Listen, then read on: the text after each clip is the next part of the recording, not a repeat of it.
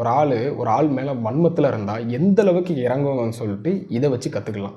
ஒரு மனுஷன் கட்சி ஸ்டார்ட் பண்ணி 2.5 வருஷத்தில் ஆட்சியை பிடிச்சிட்டாரு. ஆட்சியை பிடிச்சோன்னே இங்கே பல பேருக்கு கொதிக்குது, எப்படா இவன் வந்து ஆட்சியை பிடிக்கலாம் அப்படின்னு சொல்லிட்டு. ஏற்கனவே காக்கா கழுகு கதையை வச்சு ஒரு எக்ஸ்பிளைன் கொடுத்துட்டு நான் யாரையும் குறிப்பிட்டு பேசலன்னு சொல்லிட்டு போனான் ஒரு ஆள் தான். அதே மாதிரி நிரந்தர சூப்பர் ஸ்டார்னு சொல்கிற ஒரு ஆள் எப்படி எடுத்துக்கலாம் இதை? சரி, நம்மளால் தான் முடியலை, நான் 91 வருவேன், இப்போ 2021 வரும்னு சொல்லிட்டு உங்களை நம்பி இருந்த மொத்த ரசிகர்களை ஏமாற்றிட்டு போயிட்டீங்க. இப்போ வந்து ரசிகரை ஏமாற்றம் வந்து ஆட்சியை பிடிச்சிட்டு போயிட்டாரு. பல பேர் பெனிஃபிட் அடைஞ்சிருக்காங்க. பட் உங்களால் ஒரு பிரோஜனம் கிடையாது. ஆனால் வன்மம் மட்டும் மிகப்பெரிய அளவில் பொங்கி இருக்குது. சரி, அவருக்கு மட்டும் தான் இருக்கான்னு பார்த்தீங்கன்னா குடும்பத்துக்கே இருக்குது. சரி, இத்தனை நாள் நீங்கள் எங்கே போனீங்க? இப்போ மக்கள் மேடைன்னு சொல்லிட்டு ஒன்று ஆரம்பிச்சிருக்கிறீங்களே. மக்கள் மேடைன்றது ஒரு ஊர் நல்லா இருக்கணும்னா எப்படி ஒன்றா சேருறது, எப்படி காப்பாற்றுறது, அங்கே நல்லது நடக்கணும், எல்லாத்தையும் பாதுகாக்கணும், எல்லாரும் சேர்ந்து வேலை செய்யணும். அதே தான். எனக்கு ஒரு கொஸ்டின், கடந்த 5 வருஷமாக நீங்கள் எங்கே போனீங்க? கடந்த 5 வருஷமாக மக்கள் நல்லா இல்லையா? இல்லைன்னா கடந்த 5 வருஷமாக மக்கள் நல்லா இருந்துட்டு இப்போ நல்லா இல்லாமல் போயிட்டாங்க கடந்த இந்த ஒரு மாதத்தில். திடீர்னு மக்கள் மேடைன்னு சொல்லி ஒரு இயக்கத்தை ஆரம்பிச்சதெல்லாம் நீங்கள் எப்படி எடுத்துக்கணும்? எனக்கு புரியல. கடந்த 5 வருஷமாக நீங்கள் மக்கள் நல்லா இருக்கணும் ஆட்சி கூத்துன்னு சொல்கிறீங்களா? இத்தனை வருஷம் நீங்கள் என்ன பண்ணிட்டு இருந்தீங்க? தூங்கிட்டு இருந்தீங்களா? ஆனால் கோமாவில் எங்கேயாவது போயிட்டீங்களா? நீங்கள் எப்படிங்க எடுத்துக்கணும்? இது எனக்கு புரியல. ஒருத்தர் ஒரு மனுஷன் மேலே எவ்வளோ வன்மத்தில் நீங்கள் ஆரம்பிச்சுட்டு கேட்டால் நாங்கள் வன்மமே இல்லை, நாங்கள் வந்து சந்தோஷம் தான் படுற மாதிரி சொல்லிட்டு ஒரு உருட்டுறீங்க பார்த்தீங்கன்னா. விஜயோடைய 30 நாள் கவர்மெண்ட் எப்படி இருக்கு? நான் எதையும் சொல்ல விரும்பல பாண்டி. இப்பதான் நான் அந்த பொலிட்டிக்கல் சயின்ஸ் படித்தேன், ஹிஸ்ட்ரி படித்தேன், எல்லாம் படிச்சேன். அப்போ உங்கள்கிட்ட தான் அப்புறம் ஏன்னா எதுவும் தெரியாத ஒருத்தர் கேட்டவங்க நீங்கள் அதுதான் அதில் தான் உங்களுடைய ரூல்ஸ். இன்னைக்கு இருக்கிற சுச்சுவேஷனில் நீங்கள் தான் சொன்னீங்க சாரோட ஒன்று அவர் என்ன கேட்குறாரு, விஜயோட ஆட்சி எப்படி இருக்குது? அப்போ நீங்கள் என்ன சொல்லணும்? நல்லா இருக்குது, நல்லா இல்லை, இல்லைனா இன்னும் ஒரு மாதம் தான் ஆயிருக்கு, பார்த்துட்டு சொல்லணும் அப்படின்னு சொல்லிட்டு சொல்லணும். இந்த ஒரு மாதத்தில் எதுவும் கருத்து சொல்ல முடியாதுனாலும் சொல்லணும். ஒன்றுமே சொல்லாமல் நீங்கள் ஒரு மழுப்புறதெல்லாம் எப்படி எடுத்துக்கணும்? அப்போ எந்த அளவுக்கு உங்களுக்கு வன்மம்? நல்லா இருக்குது, நல்லா இல்லை, அவ்வளோதான். இப்போ நீங்கள் வேறு யார்கிட்ட போய் கேளுங்களா, விஜயோட ஆட்சி எப்படி இருக்குங்க? நல்லா இருக்குங்க, இல்லைனா சொல்லுவாங்க, இல்லைனா நல்லா இல்லைங்க அப்படின்னு சொல்லிட்டு போயிட்டே இருப்பாங்க. பரவாயில்ல பார்க்கலாம், ஆனால் ஒரு மாதம் ஆயிருக்கு போய் பார்க்கலாம் அப்படின்னு சொல்லிட்டு போயிருப்பாங்க. நீங்கள் ஏன் அப்படி ஒரு சுற்றிட்டு வரீங்க? அப்போ இது எப்படி எடுத்துக்கணும்? ஓப்பனாகவே தெரியுது எவ்வளோ வன்மத்தில் இருக்கிறீங்க அப்படின்ட்டு.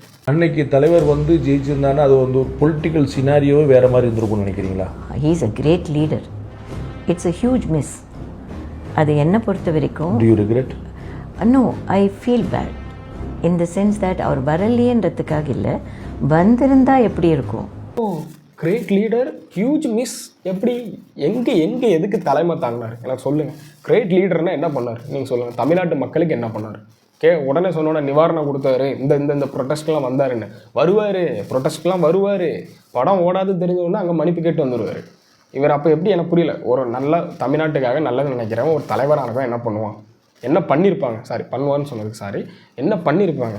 ஒன்று பண்ணியிருக்கணும். நீ என்னடா சொல்கிறது?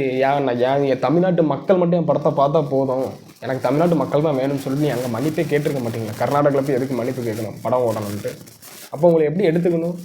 கிரேட் லீடரா? எதுக்கு தலைமை தாங்கினீங்க சொல்லுங்கள். எதுக்கு நீங்கள் தலைமை தாங்கி இவர் தான் கிரேட் லீடர்னு சொல்கிறதுக்கு ஏதாவது தலைமை தாங்கினீங்களா? ஹியூஜ் மிஸ்ன்னு சொல்கிறீங்க. யாருமே மிஸ் பண்ணலை. தமிழ்நாட்டு மக்களுக்கு நல்லதாக போச்சுன்னு தான் இருக்கிறாங்க. இப்படிப்பட்டவர் ஒருத்தர் ஆட்சி செஞ்சதுனால எந்த அளவுக்கு போயிருக்குன்னு மட்டும் பாருங்கள். மொத்த பேரையும் ஏமாற்றி இருக்கிற ஃபேன்ஸ்லேருந்து மக்கள் ஒரு சில பேர் அவங்களோட ஃபேன்ஸ்லாம் இருக்காங்க பார்த்தீங்களா, இன்னும் வரைக்கும் இருக்கிறாங்க. அவர் 2021 வரலன்னு சொல்லிட்டு ஒரு ஸ்டேட்மெண்ட் கொடுத்தா என்ன பண்ணிட்டாங்க, நான் தலைவா வா தலைவான்னு சொல்லிட்டு கொரோனாவாவது அதாவது நம்மளாம் அடிச்சு சாப்பிட்டு போயிடலாம் சொல்லிட்டு வா தலைவான்னு சொல்லி வீட்டு வாசல்லாம் போராட்டம் போனானுங்க.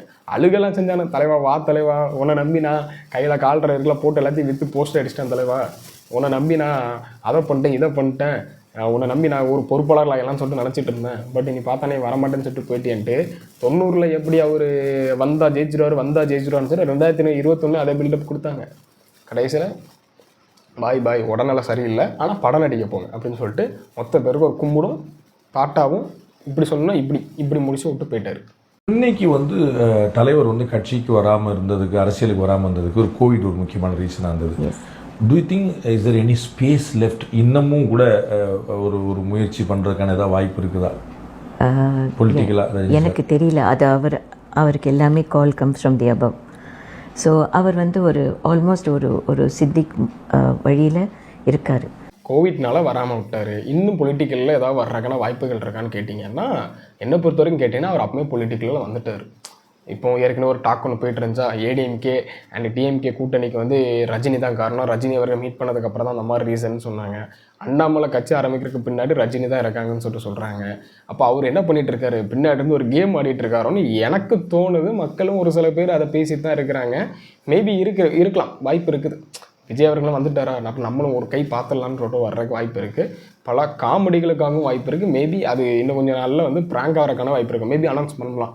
2026 தானே, 2030 வரலாம்னு சொல்லலாம். இல்லைனா பாராளுமன்ற எலெக்ஷனில் வரலாம்னு சொல்லலாம். ஏன்னா ஏதாவது கட்சியில் போய் இணையலாம், இல்லைனா தனி கட்சி கூட இன்னொரு ஆரம்பிக்கலாம், கட்சி ஆரம்பிக்கிறேன்னு சொல்லலாம். எல்லாம் சொல்லுவாரே தவிர எதுவும் ஸ்டார்ட் பண்ண மாட்டார். ப்ராங்க்